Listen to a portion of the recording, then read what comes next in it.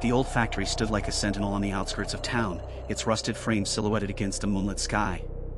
Long abandoned, it had once been the lifeblood of the community, its machines churning day and night, producing goods that fueled the economy and gave the town its identity.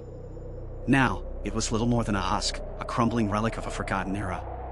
The once bustling assembly lines had fallen silent, the sounds of grinding metal and clanging tools replaced by an eerie stillness that blanketed the factory like a shroud. But despite its decaying facade and empty halls, there were whispers that something or someone still lingered within the factory's walls. Locals spoke in hushed tones about strange occurrences in the dead of night, flickering lights, footsteps echoing through the corridors, and, most chillingly, the sound of a low, mournful voice that seemed to come from nowhere. They called it the ghost of the factory, and while few dared to enter the grounds, those who did never returned unchanged.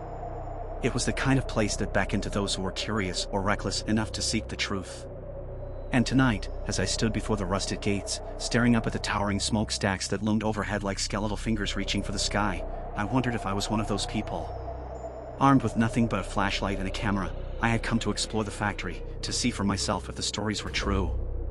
But as I took my first step onto the cracked pavement leading into the heart of the factory, a cold chill crept down my spine.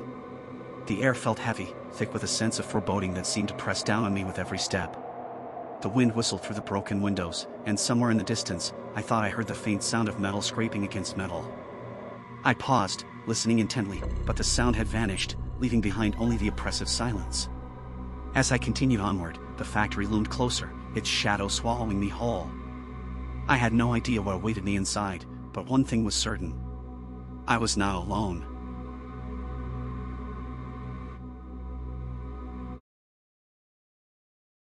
Welcome, dear listeners, to another chilling episode of Wicked Whispers, where the shadows come alive and nightmares whisper their secrets.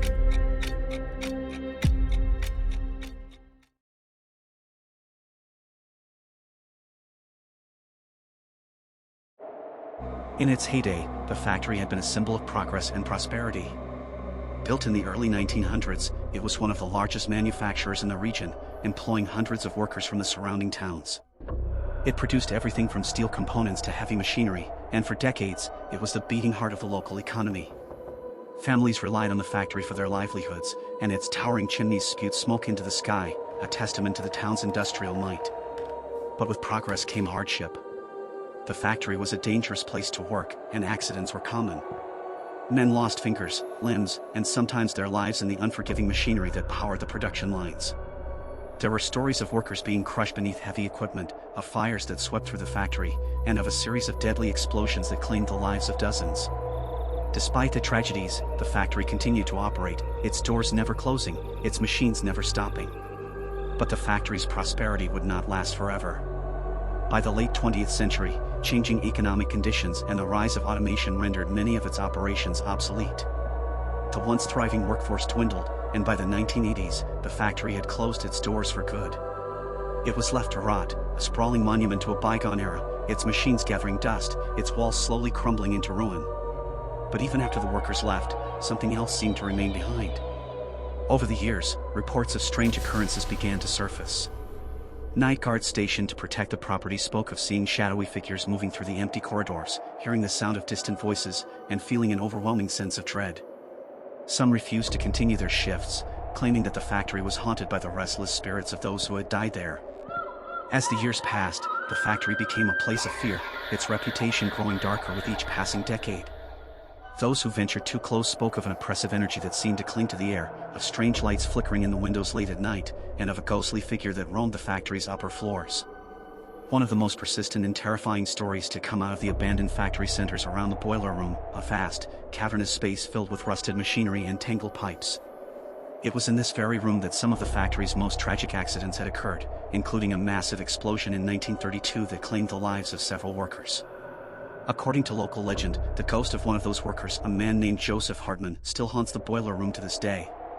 Hartman had been a skilled engineer, responsible for maintaining the factory's massive boilers, which provided the steam needed to power the machines. On the night of the explosion, Hartman had been working late, making repairs to one of the aging boilers when something went horribly wrong.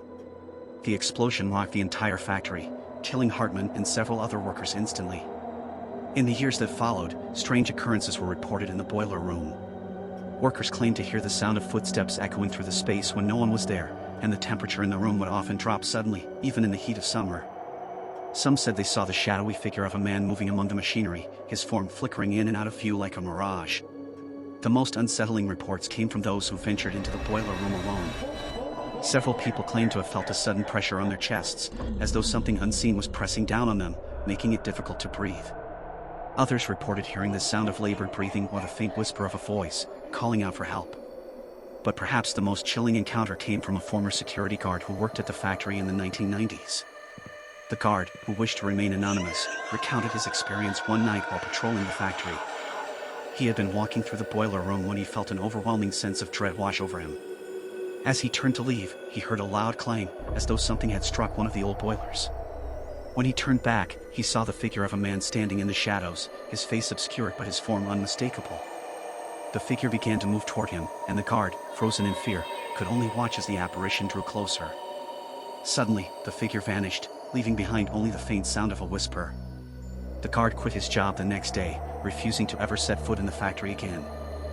One of the most puzzling phenomena associated with the abandoned factory is the mysterious lights that are often seen flickering in the windows of the upper floors. These floors, once home to the factory's administrative offices and storage rooms, have been closed off for decades, their windows shattered and their doors locked. Yet, on many nights, locals have reported seeing strange lights moving from room to room, as though someone or something is walking the halls with a lantern or flashlight. The lights are often described as faint and flickering, like the flame of a candle, and they seem to appear and disappear at random. No one has been able to explain the source of the lights, as the upper floors have been abandoned for years and there is no electricity running through the factory. Some believe that the lights are the result of vagrants or thrill seekers sneaking into the building, but others are convinced that they are of a more supernatural origin. One particularly chilling account comes from a local man who lived near the factory and often walked his dog along the perimeter of the property. One night, as he was passing by, he noticed a light flickering in one of the windows on the third floor. Curious, he stopped to watch, expecting the light to fade as it had done so many times before. But this time, the light seemed to move closer to the window, as though someone was approaching from inside. As the light neared the window, the man saw a figure standing just beyond the glass, a shadowy silhouette illuminated by the faint glow. The figure stood still for a moment before slowly turning and walking away, the light fading into the darkness. The man, shaken by the experience, hurried home and refused to walk near the factory again.